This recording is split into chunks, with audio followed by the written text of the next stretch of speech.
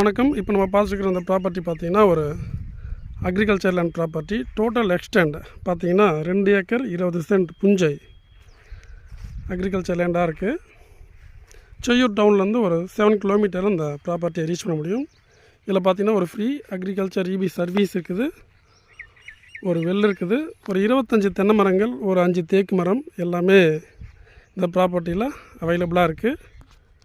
Cheyyur to Pavunjur ஹைவேஸ்லேருந்து ஒரு 2.5 கிலோமீட்டரில் இந்த ப்ராப்பர்ட்டியை ரீச் பண்ண முடியும்.